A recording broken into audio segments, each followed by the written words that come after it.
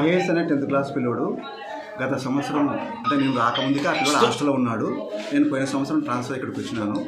ఆ మహేష్ అనే పిల్లోడు 2-3 నెలల నుంచి జాండీస్ అయితే పసిడికలు అయితే రాలే 2 నెలలు 3 నెలలు రాకపోతే పేరు తీసేస్తే ఎంఆర్పిఎస్ అని రాజని పాలకుర్తి ఆయన నాకు బాగా తెలిసిన సార్ 10th క్లాస్ మధ్యన ఈ పిల్లలకి ఎట్లయినా అన్నం పెట్టని రిక్వెస్ట్ చేస్తే సర్లేనా అన్నం పెట్టుకుని ఆ పిల్లల్ని ఫ్రీగా బోర్డరే పెడుతున్నా. గత 4 రోజుల కిందట నాకు తెలియకుండా నేను లేనప్పుడు 10th క్లాస్ ఎగ్జామ్ జరుగుతున్నాయి. ఇప్పుడు పిల్లలకు ఒంటిపూట బళ్ళు ఉన్నాయి. ఆ ఒంటిపూట బళ్ళు పోయినప్పుడు మధ్యాహ్నం అయినప్పుడు 10th క్లాస్ పిల్లలు ఇక్కడే ఉంటారు. ఆ 2 పిల్లలు ఇషాక్ అనే పిల్లోడు తర్వాత రాజు అనే పిల్లల్ని ఇద్దరిని పిలుచుకొని వాడు చెప్పిన మాట వినలేదని వాడే సొంత కొడుతూ యాక్చువల్గా 10th క్లాస్ పిల్లల ట్యాబ్స్ ఎవరి దగ్గర పెట్టలేము. కానీ ఆ పిల్లోడు సీక్రెట్గా పెట్టుకొని ట్యాబ్ని పెట్టుకొని నాకు తెలియకుండా పిల్లలు కొట్టేది కూడా డైరెక్ట్గా ట్యాబ్ వాడి వీడియో తీపించుకొని పెట్టుకున్నాడు. ఆ వీడియోని మళ్ళీ ఉండూరు పిల్లలకి ఎట్లా చేరిందో తెలియదు. అది ఆ ఉండూరు పిల్లలు మా పిల్లలు ఎందుకు కొట్టాం హాస్టల్ పిల్లలు కొట్టి నాకు తెలియకుండానే నేను 11 వరకు డ్యూటీలో ఉన్నా. తర్వాత నెక్స్ట్ బెల్లగల్లి పోయినా. ఆ ఉండూరు పిల్లలు ఒక 4 పిల్లలు వచ్చి ఆ మహేష్ అనే పిల్లలు కొట్టడానికి వచ్చినారు. కొడితే మా వర్కర్లు అందరూ అడ్డుకొని పంపించినారు. పోతే ఆ విషయం రాజు అనే పాలకుర్తి నాగేష్ అనే వాళ్ళకి తెలిసి మా ఎస్సీ పిల్లలని హాస్టల్లో ఎట్ట కొట్టడానికి వస్తారు ఉండూరు పిల్లలు అని చెప్పి వాళ్ళు తోలుకొని పోలీస్ స్టేషన్కి పోయి కంప్లైంట్ ఇచ్చినారు.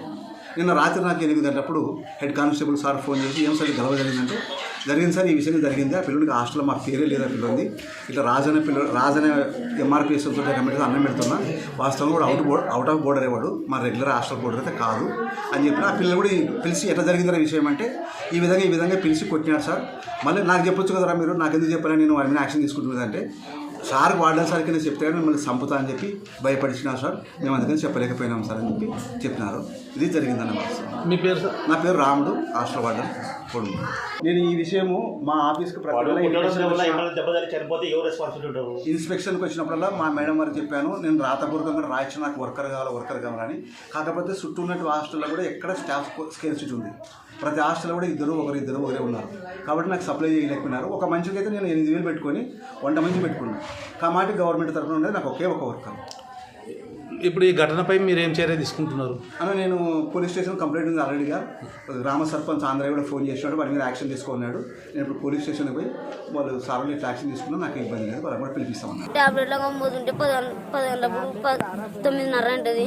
అప్పుడు పోతుంటే వాడు మనంతా సాంగ్ ఆడనతారు వాడిని అడుగుతారు ఆడ దాని కింద పోయి 7,000 గెలుపుతున్నప్పుడు మేము మా డబ్బులు తీసుకొని పోతుంటే వాడిని అంటుండి అయ్యో ఆయన చూసినారు ఆయన కోడులు వస్తే ఆయన చూసినారు. ఆయన చూసి ఊరికిచ్చినారు. మమ్మల్ని ఊరికిచ్చినారేమో రాత్రిపూట మా ఊరికి వచ్చినాము. దానికి మమ్మల్ని పట్టుకొని మమ్మల్ని కొట్టినారు. మళ్ళీ వాడిని దాంట్లో ఒకరిని కొట్టినాడు, ఇంకొకరిని విడిచిపెట్టినాడు.